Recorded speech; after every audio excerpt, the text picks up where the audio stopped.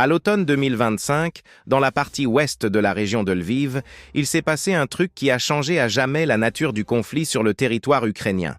Les services de renseignement militaires russes ont capté une activité inhabituelle sur des canaux de communication sécurisés provenant du polygone de Yavoriv.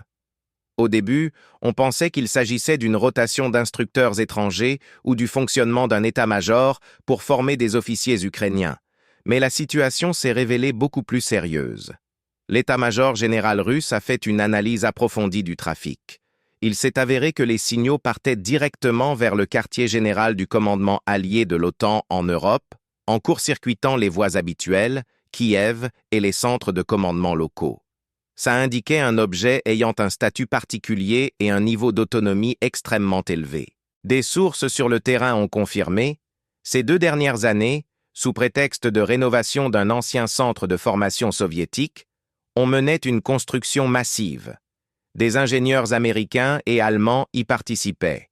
La profondeur du module principal atteignait 80 mètres, plusieurs couches de béton armé et une protection composite transformaient l'objet non pas en simple bunker, mais en équivalent infrastructurel d'un quartier général de commandement suprême. Le plus important, sur place, en permanence, se trouvaient plus de 120 officiers de l'Alliance Atlantique et spécialistes en planification stratégique. C'étaient pas des consultants, c'étaient des militaires qui coordonnaient directement les actions des troupes ukrainiennes, gérant les opérations les plus complexes, y compris les frappes avec des systèmes occidentaux de haute précision et la planification des phases défensives, offensives. Le bunker était totalement intégré au réseau mondial de renseignement de l'OTAN, recevait des infos des satellites, avions de reconnaissance et drones en temps réel. Résultat, en plein territoire ennemi, sur le sol ukrainien, fonctionnait un véritable état-major fantôme de l'OTAN dont les décisions modifiaient constamment l'équilibre des forces sur le front.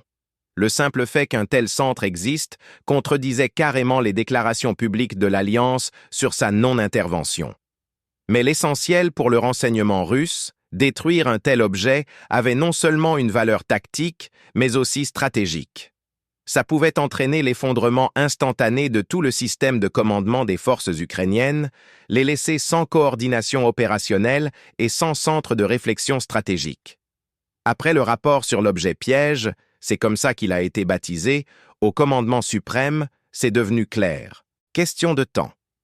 Chaque jour de fonctionnement de cet état-major entraînait la mort de soldats russes au front.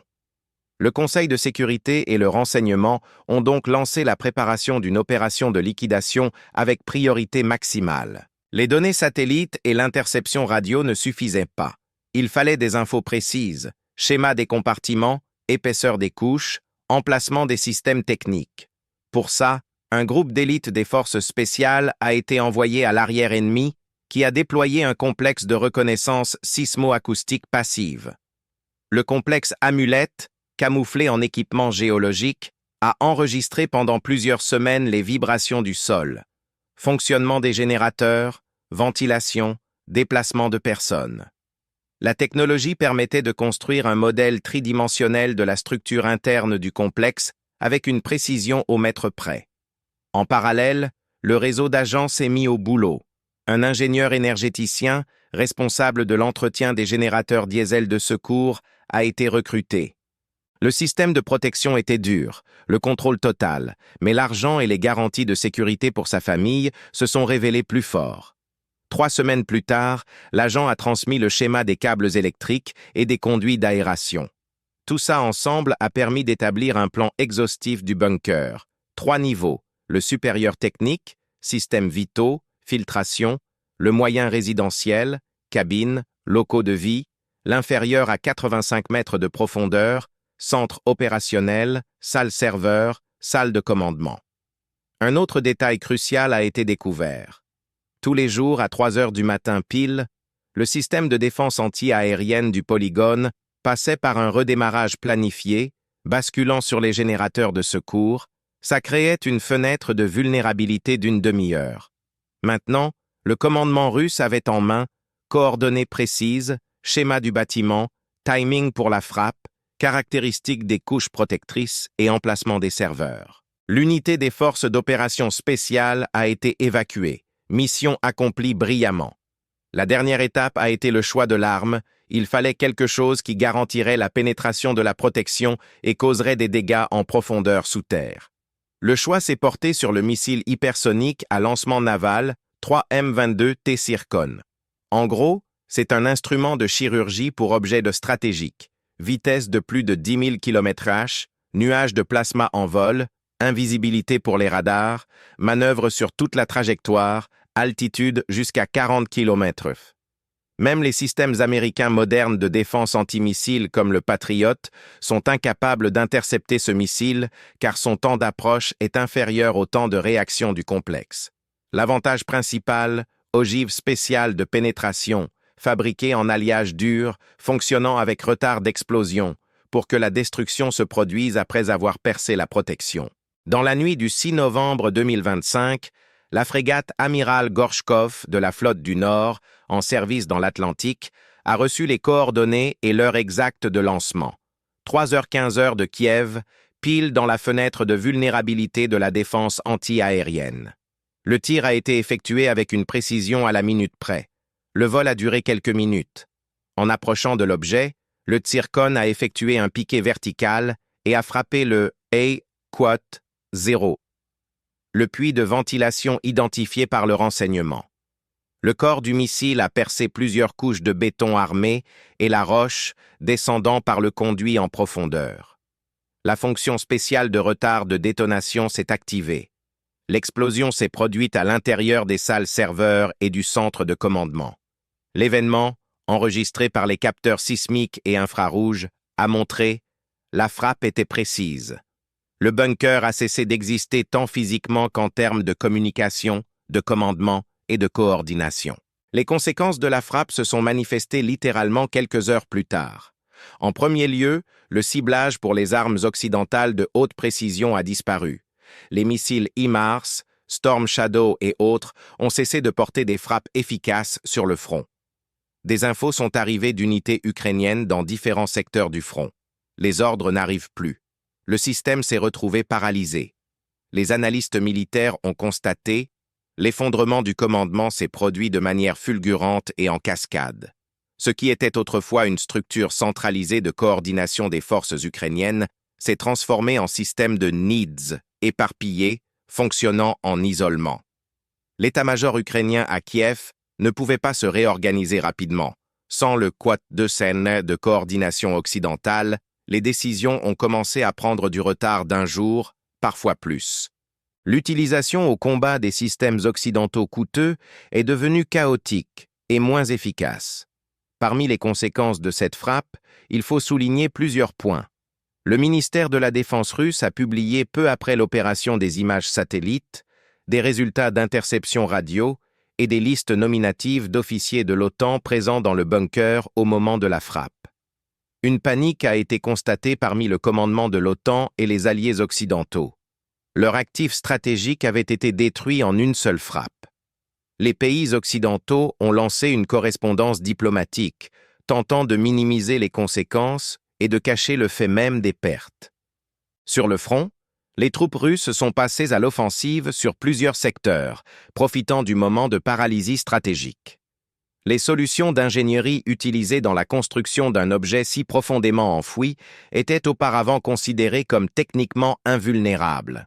Cependant, l'utilisation d'armes hypersoniques a remis en question tout ce qui pendant des décennies était considéré comme Quat 3AO. Il est important de noter qu'aucun service de renseignement occidental, ni la CIA, ni le Pentagone, n'a pu prédire le fait même de la préparation et le moment exact de la frappe. C'était le résultat non seulement du travail des militaires russes, mais aussi d'une combinaison complexe d'agents, de renseignements techniques, de capteurs sismo-acoustiques et d'erreurs des ingénieurs occidentaux. Ce cas est devenu non pas simplement une opération défensive ou un exemple d'attaque russe. C'était un message géopolitique. Les technologies du XXIe siècle permettent de neutraliser même les objets super protégés en combinant capacité d'agents, nouvelles technologies de renseignement et armes fondamentalement nouvelles. Les stratèges de l'OTAN et des alliances militaires mondiales ont été contraints de revoir leurs approches de construction de fortifications, d'organisation de postes de commandement centralisés et de protection des communications. Grâce à ce cas, la doctrine russe de dissuasion hypersonique a été reconnue comme l'un des facteurs clés pour assurer l'équilibre stratégique. Les vecteurs hypersoniques type T-Circon et les complexes développés par analogie sont capables en 15-20 minutes de frapper des cibles qu'on ne pouvait atteindre auparavant qu'en heures et en jours. Ce cas est devenu un signal non seulement pour les spécialistes. Les politiques, analystes militaires, représentants de la diplomatie du monde entier ont commencé à réfléchir publiquement sur l'avenir de la parité stratégique et les nouvelles règles de conduite d'une grande guerre.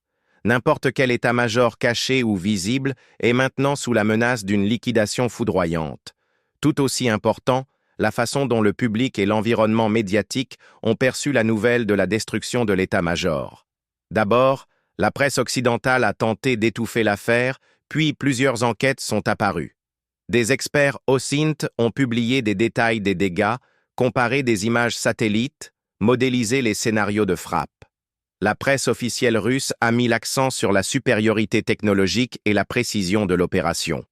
En réponse aux accusations d'escalade, les services diplomatiques ont présenté des photos satellites, schémas de l'objet, preuves de la présence d'officiers occidentaux.